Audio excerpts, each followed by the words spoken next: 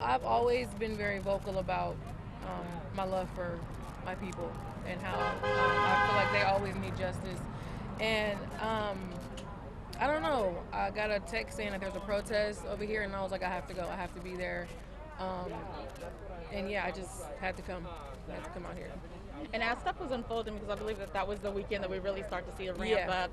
When you came out here, what were you thinking you were going to see? How did you think the night was going to unfold? I didn't expect it to end like this because we were very peaceful. When we first got here, we were just chanting, walking. I didn't think that this would be the end result. I didn't think it needed to be. It wasn't necessary for any of that to happen. So, but I thought it would be peaceful the whole time. So you took us through a little bit. You're walking from here, and it's not far to the overpass where it all happened.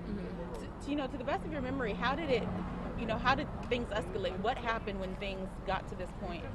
Um, Yeah, I don't want to get into too much detail right now.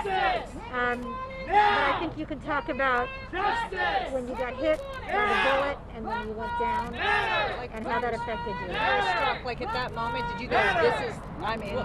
Well, take us up to just as much as you can to that point. it was for a minute. It was somebody pulled up and they were playing music and it was fun. People were dancing, laughing, and then there was an incident that occurred that kind of agitated the crowd.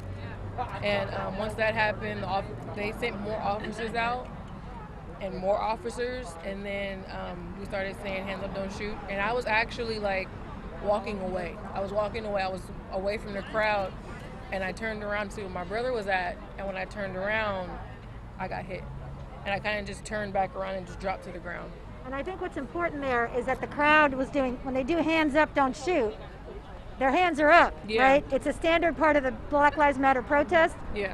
but that's the absolute worst time for a police officer to shoot when someone's hands are up. That's the whole point of that chant, hands up, don't shoot. So I know you say you fell to the ground. I just kind of like curled up like that, and then my brother ran over, and then there was two other people that came over and kind of like helped me get to the sidewalk, and they kind of just rendered first aid to me, and then when my brother got me out of there, and I went home. Were your I know- kids with you? No. I know this is probably a terrible thing to think about in your mind and to relive, but for anyone who just maybe doesn't quite understand what that would have been like, when we hear rubber, we think of rubber as just a very It does not feel like rubber. It felt like somebody shot me with a cannon. Like it was one of the most painful things I've ever experienced in my life. And the eye is a sensitive part anyway, so it was very painful. It's not rubber. And since the incident, have you been in pain? I have been. I've had constant migraines, constant. Yeah, it's just been a constant migraine, nonstop, on this side of my head. And so that time from when you're there on the ground, aid comes in. What kind of aid? Where does it come from? There was an EMT there, and she kind of like poured water on it because it was bleeding a lot. She poured water on it and she gave me gauze because she didn't have too much material because.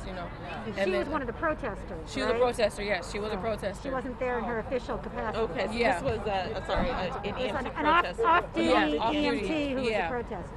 Yeah.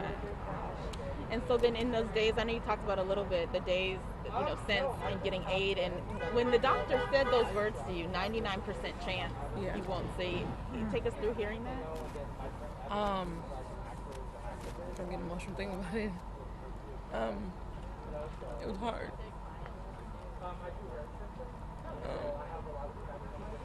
It's not something you want to hear.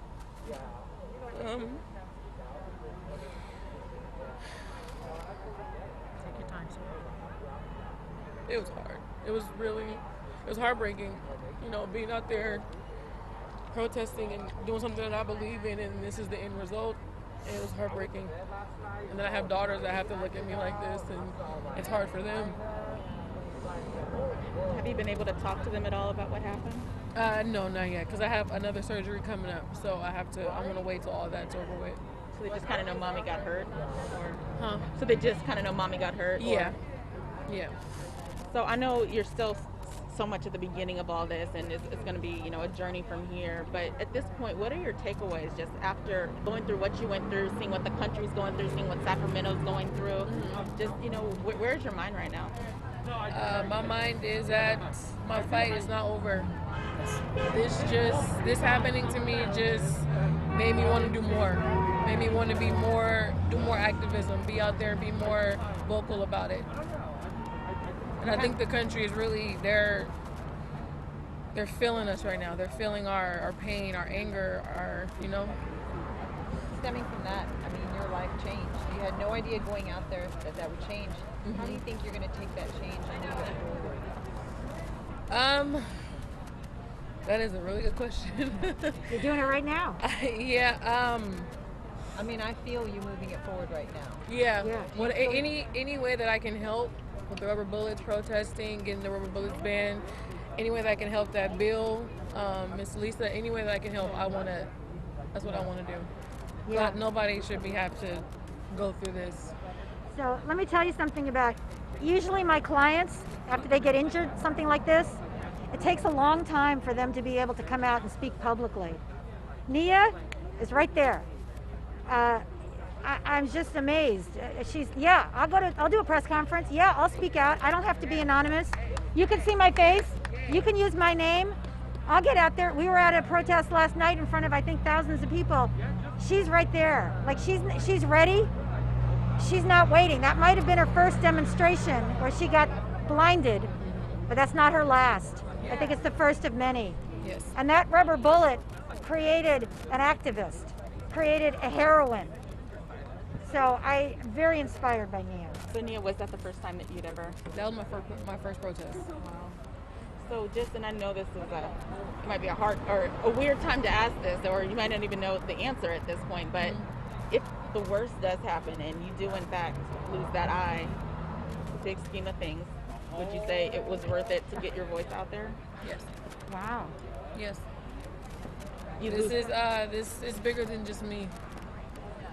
I was out there fighting for my people that I love so much. So if that is the repercussion, I take it. Wow. And it was very much worth it. I have little black daughters that are growing up in this world, and I want this world to be not as hard for them as it is for us right now.